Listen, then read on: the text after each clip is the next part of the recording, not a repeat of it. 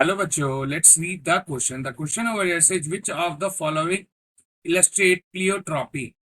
Options are, in fruit flies, the genes of a scarlet eye and hairy body are located on the same chromosome.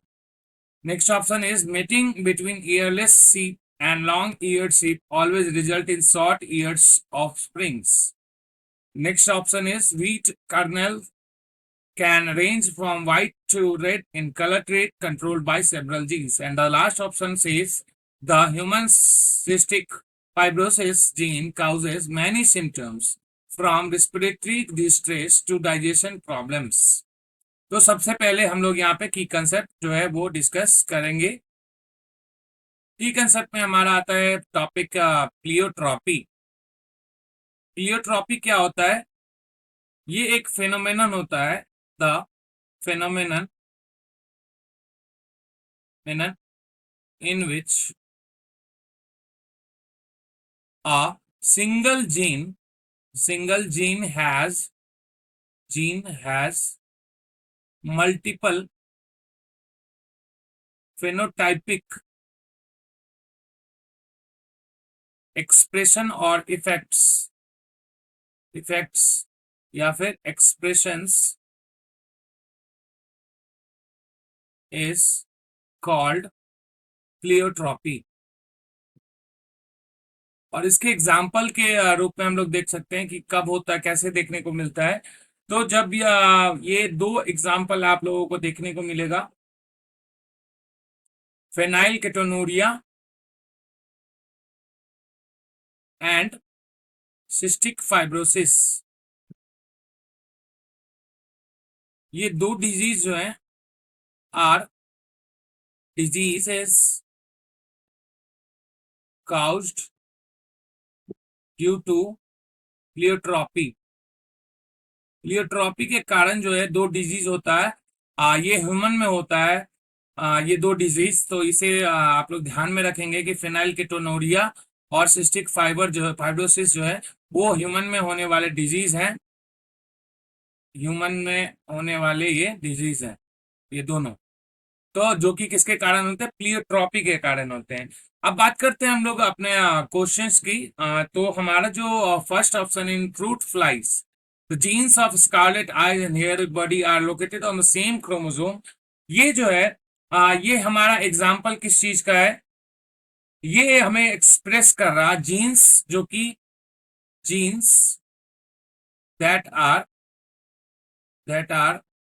Linked on same chromosome. Same chromosome पे जो है ये link होते हैं,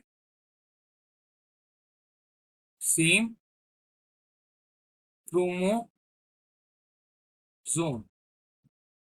ये चीज आप लोगों को ध्यान में रखने की जरूरत है। उसके बाद जब हम लोग बात करते हैं next, mating between earless sheep और long eared sheep always result in short eared offsprings. ये भी ऑप्शन डायरेक्टली रिप्रेजेंट करता है जेनेटिक इनहेरिटेंस को, directly represent genetic inheritance.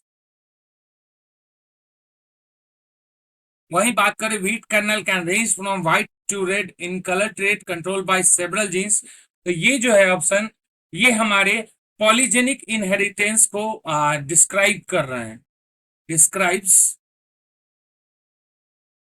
Polygenic inheritance.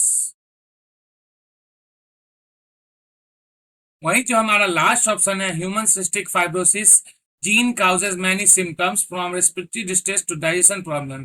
तो ये हमारा जो है वो क्या हम लोग अभी देख सकते हैं कि सिस्टिक फाइब्रोसिस क्या है, प्लियोट्रॉपी से हमें रिलेट करता है, रिलेट्स टू प्लियोट्रॉपी।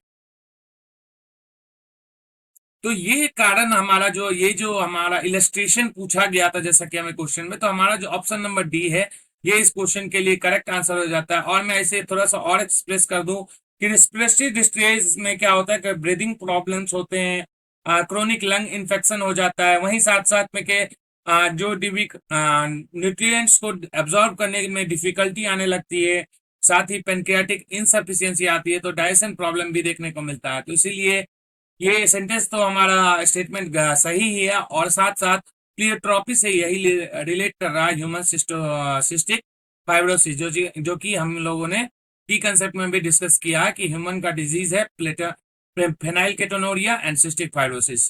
तो फाइनली हमारा जो करेक्ट आंसर है ऑप्शन नंबर डी, जो कि अच्छे तरीके से प्लियोट्रॉपी को इलस्ट्रेट कर रहा है। तो आशा करते हैं आप लोग इसे अच्छे तरीके से समझ गए। All the best, thank you.